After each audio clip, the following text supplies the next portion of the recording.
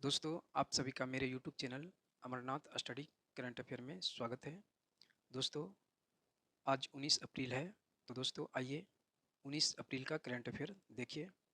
तो दोस्तों आज का पहला प्रश्न है, हाल ही में केंद्र सरकार की ग्रीन क्रेडिट योजना को लागू करने में कौन सा राज्य शीर्ष पर है? तो दोस्तों आपका सही आंसर है ऑप्शन नंबर सी, मध्य प्रदेश राज्य।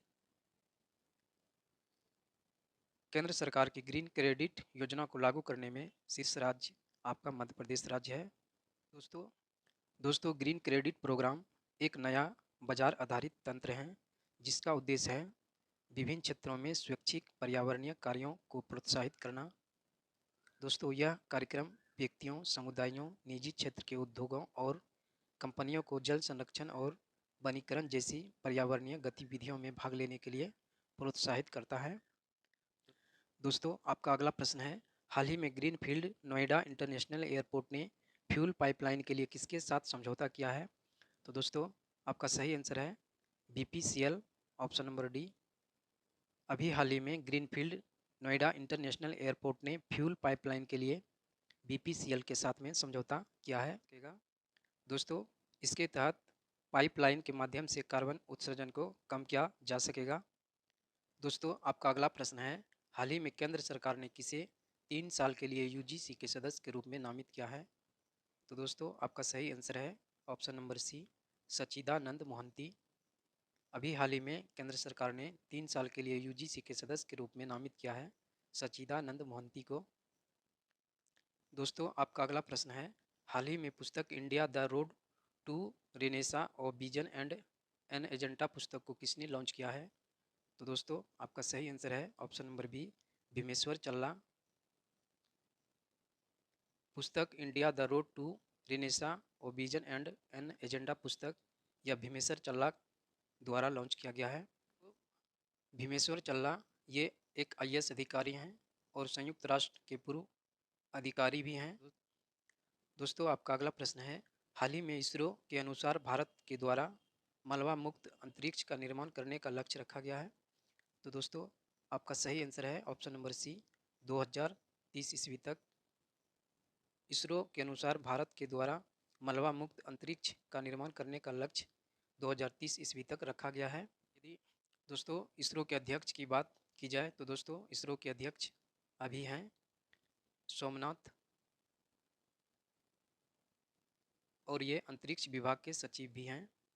दोस्तों आपका अगला प्रश्न है, हाल ही में 500 टी20 छक्के लगाने वाले पहले भारतीय क्रिकेट खिलाड़ी कौन बन गए हैं? तो दोस्तों आपका सही आंसर है option number D, Rohit Sharma. 500 टी20 छक्के लगाने वाले पहले भारतीय क्रिकेट खिलाड़ी अभी हाल ही में बने हैं रोहित शर्मा।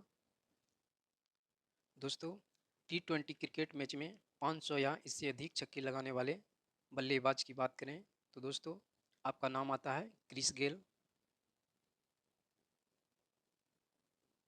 इन्होंने 1056 छक्के लगाए हैं। इसके बाद नाम आता है किरोन पोलार्ड।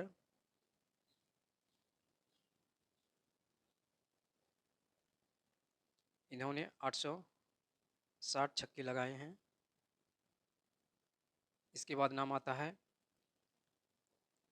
Andre Russell. इन्होंने 678 छक्के लगाए हैं। इसके बाद आपका नाम आता है कॉलिन मुनरो। इन्होंने 548 छक्के लगाए हैं। और दोस्तों भारतीय बल्लेबाज रोहित शर्मा, इन्होंने अभी हाल ही में 500 छक्के लगाए हैं। दोस्तों आइए अगला प्रश्न देखते हैं। दोस्तों अगला प्रश्न है, हाल ही में Sheikh Ahmad Abdullah Al Ahmad Al सबा किस देश के प्रधानमंत्री बने हैं?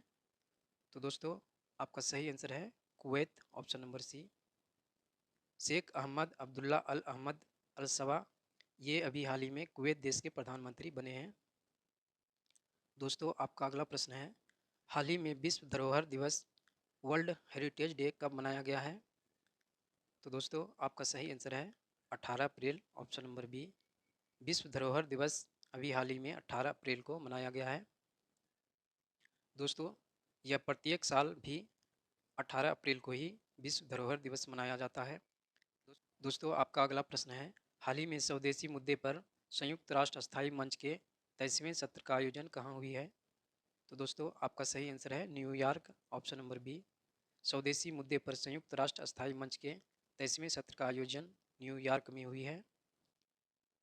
दोस्तों, आपका अगला प्रश्न है, हाल ही में स्पेस इंडिया के नए ब्रांड एम्बेसडर किसे नियुक्त किया गया है? तो दोस्तों, आपका सही आंसर है Sanjana Sanghi, option number B. अभी हाल ही में स्पेस इंडिया के नए ब्रांड एम्बेसडर के रूप में संजना सांघी को नियुक्त किया गया है।